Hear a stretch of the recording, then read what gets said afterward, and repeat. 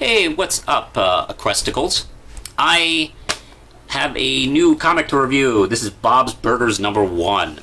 And you may have heard, if you follow me on Twitter, I'm quite the Bob's Burgers fan. And this is probably my favorite show going on right now.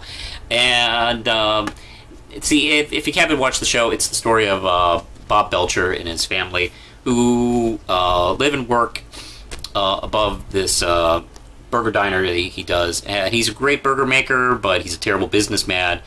And his kids are and his wife are all pretty eccentric. They have daily struggles that are hilarious. It's really well acted and written, and I highly recommend the show. There was quite an excitement in my mind when they announced the comic book series from Dynamite, I think this is. Yeah, Dynamite Comics. And look how many people made this comic. Holy crap. Should I even try to mention? There are 5 stories. This is broken up among 5 stories. 3 of which are told basically through the kid's point of view. So, you know, they're kind of like not really in canon totally with the series as far as like what happens in the story. But, you know, these are stories the kids make up. And plus 2 one-page stories featuring Bob and Linda. Let's see. The first one is we get to peek inside one of Tina's erotic fan fiction stories. Although this isn't really too erotic. There's not even any butt touching in it.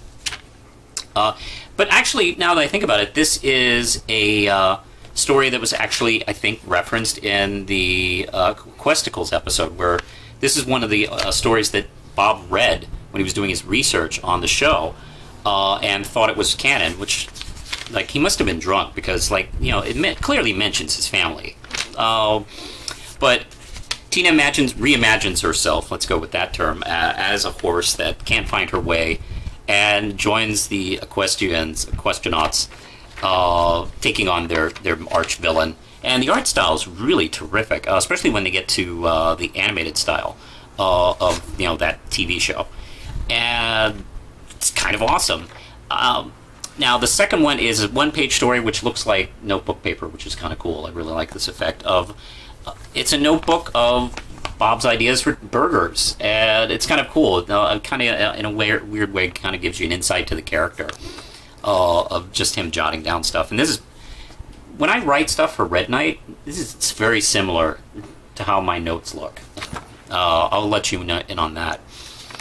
Then we go to Louise's Unsolved Mysteries and Curiosities, where it's a story where she suspects that there's mind control alien technology going on with Picture Day, with people losing themselves when they get the flash taken. And of course it's written in, you know, the total suspicious style of Louise, and has a funny twist. She was just imagining things. It's really well written. I actually like this page a lot. The ending, when she realizes that no, it's just a camera. And the letters from Linda is essentially her letters to magazines, and she really likes this. What's this magazine called? Apparently Your Parenting magazine. And she suggests they should do a column written by her that informs you how many glasses of wine go with this amount of parenting. Like, when you do this, how many glasses of wine you need, and so on and so forth. Like, when you're reading a book to your kids, like, should you have a couple of glasses of wine before you do it? What's appropriate? That was probably the funniest page in the book. And then Gene Belcher's The Boy and the Burger musical, which is written as a musical with Gene getting fused because of the heat to his burger suit. This one actually I wasn't as crazy about, because first off, it's a musical in a comic book, and that's never, for me, really... that's always fallen flat for me. Like, I don't know what the tune sounds like here. It's a page. It's... let's see. It doesn't even have any references like this sounds like this. But the art style in this one looks really good. Actually, this might be my favorite three short stories as far as the look. The art in this one is really, really eye-catching. And then there's a couple of other extras. There's a Jimmy Jr. Poster of him dancing, and the burger truck fold out, which I'm not cutting out, but it just looks cool having it in there. Issue 2 I'm definitely picking up. And this actually has a similar problem to Steven Universe number 1. It's not very accommodating to new people coming to Bob's Burgers. It just expects you to know the show, which is fine. But if you pick this up going, maybe I'll look at this, I'm thinking about watching the show. No. Watch an episode. Mozzle Tina is a good example of what to watch. But this one I'll give 4 RAM chips. It's really fun. I liked it a lot. I would prefer a little bit more Bob and Linda, and I'm not sure if I want to see them do this format for every issue.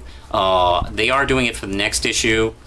They are doing a planned, I think, 5 or 6 issues as a tryout, and if it continues to sell, they're going to do more. If they continue to do it as an ongoing, I'd like to see them do more kind of like stories that are similar to the show, frankly. This actually reminds me a lot of the Fron Files episode, really, when you get to see the kids' imaginations go to town. But I gotta tell you, my favorite is the simply written letters from Linda. I love it. That character is just fantastic. Alright, 4 RAM chips. I definitely recommend checking it out, especially if you're a fan of the show. So until next time, push the button, Lindsay.